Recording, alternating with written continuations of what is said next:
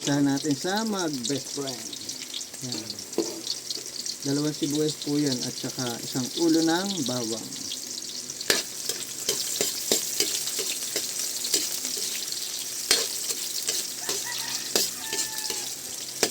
Palalabasin lang po natin ang aroma nito.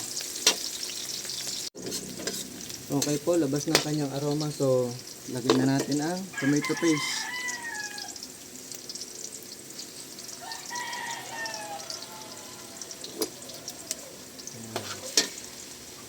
Gigisa lang po natin mabuti. Palalabasin natin ang aroma at ang linamnaman niya.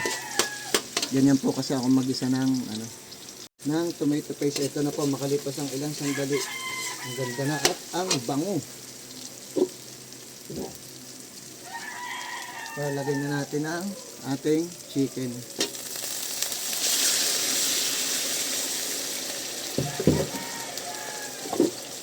Kikiwar-kiwar or halu-haluin. Yan.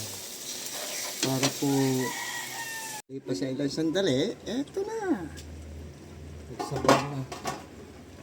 Nagsabaw na ng kanya ang ating chicken.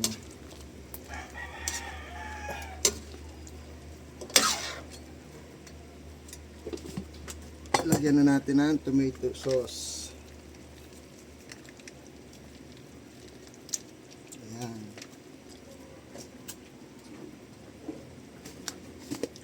May wagang sarap sa karngot. Nakaw, papunti ako ng paminta. At pamintang wasak. Hindi pala ako nakapagbukas ng paminta.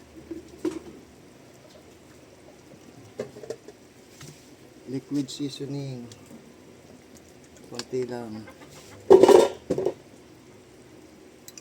Oyster sauce.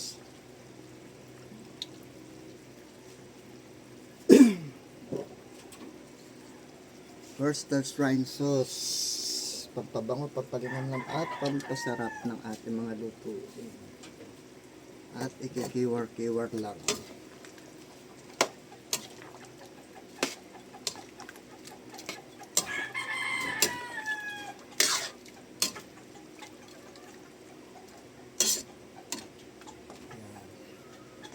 At ating tatakluban siyempre para maluto ng gusto ang ating chicken.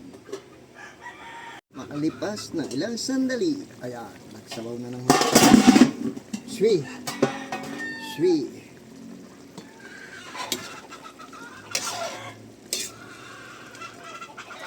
Lagay na natin tong ating carrots at patatas. Siyempre, sama na natin ang bell pepper para naluluto na rin siya.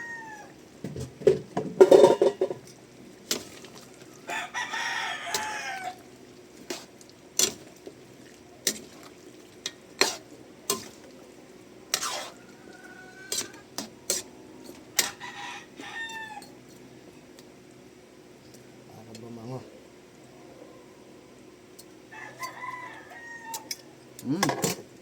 Sarap na.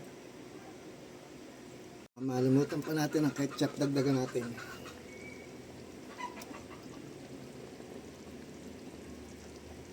Goods na po yan.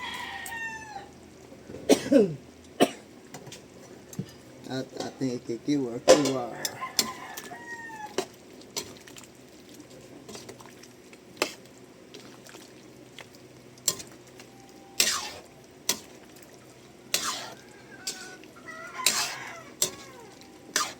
Sarsa palang ulam na. Puto, itikimi.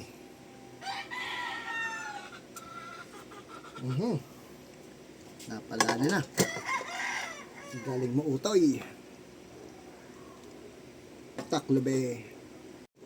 Excuse. Makalipas ang mahaba-habang sandali, edi buksan. Ayan, naka. Ang ganda ng ating chicken, aba.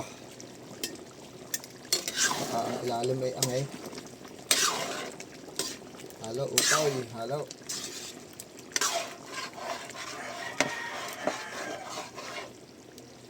Meron na nga kumakapit. Lagyan na natin ito Reno. Yun. Isang buuhaw. Isang maliit lang.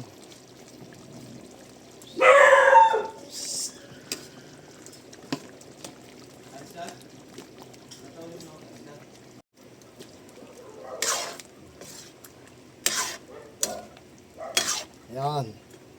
Ha. Aray koy.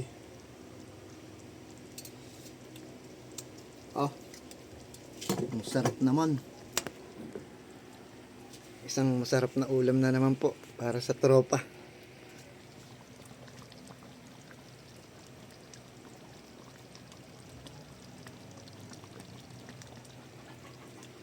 Yan po ang ating recipe ngayon. Hanggang dito na lang po, and God bless. Magandang buhay po sa atin lahat.